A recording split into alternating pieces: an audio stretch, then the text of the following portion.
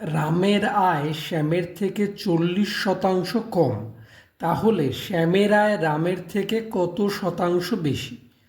উত্তর। আচ্ছা, এখানে প্রশ্নে প্রথমেই বলে দিয়েছে যে রামের আয় কম কার থেকে? শ্যামের থেকে 40%।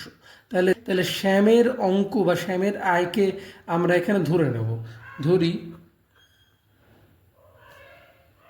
শ্যামের আয় ইজিক্যাল টু 100 টাকা। যদি শ্যামের আয় 100 টাকা হয় তাহলে রামের আয় শ্যামের থেকে 40% কম। রামের আয় শ্যামের থেকে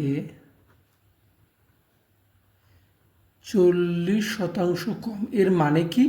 এর মানে হচ্ছে শ্যামের থেকে কম, অর্থাৎ শ্যাম যদি 100 টাকা আয় করে, রাম তার থেকে 40 টাকা কম, অর্থাৎ 100 মাইনাস 40 টাকা আয় করে। আর এখানে শ্যামের আয় আমি ধরেই নিয়েছি 100 টাকা, তাহলে রাম আয় করে কত আমরা বের করতে পারবো। তাহলে সুতরাং রাম আয় করে 100, তার থেকে 40 কম, মাইনাস 40 টাকা, মানে হচ্ছে 60 টাকা। এখানে তাহলে প্রশ্নে তারপরে বলেছে যে শ্যামের আয় রামের থেকে কত শতাংশ বেশি। অর্থাৎ আমরা এই এতক্ষণ যা করলাম তাতে করে আমরা দেখতেই পাচ্ছি যে শ্যামের আয় বেশি। কত বেশি? রামের থেকে। সেটা হলো শ্যাম 100 হলে রাম 60, তাহলে শ্যামের আয় রামের থেকে 40 টাকা বেশি। তাহলে এই যে 40 টাকা বেশি হলো এখানে, তাহলে বলেছে যে রামের থেকে কত শতাংশ বেশি, অর্থাৎ রামের আয় যখন 60 টাকা তখন শ্যামের আয় বেশি 40 টাকা, আর রামের আয় যখন 100 টাকা তখন শ্যামের আয় কত সেটাই বের করতে হবে, তাহলে অ্যান্সার বেরিয়ে যাবে। তাহলে রামের আয় 60 টাকা হলে শ্যামের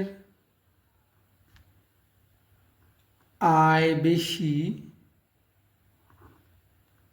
40 টাকা।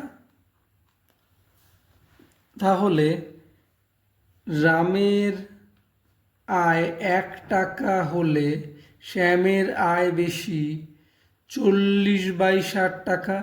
আর আমাদের বের করতে হবে রামের আয় যখন 100 টাকা তখন শ্যামের আয় কতটা বেশি। তাহলে 40 ইন্টু 100/60। তাহলে এখানে উপরের একটা শূন্য, নিচের একটা শূন্য কেটে গেল, 2 দিয়ে কাটলে 3 দুগুণে 6, এখানে 20 দুগুণে 40, তাহলে 200/3 টাকা, মানেই হচ্ছে 66.66 টাকা। আচ্ছা, এখানে আমাদের প্রশ্নে জানতে চেয়েছে যে শ্যামের আয় রামের থেকে কত শতাংশ বেশি। তাহলে রামটাকে আমি 100 ধরেছি, তাহলে অলরেডি কিন্তু এটা শতাংশে অ্যান্সার বেরিয়ে গেছে। অর্থাৎ আমরা বলতে পারি যে শ্যামের আয় রামের থেকে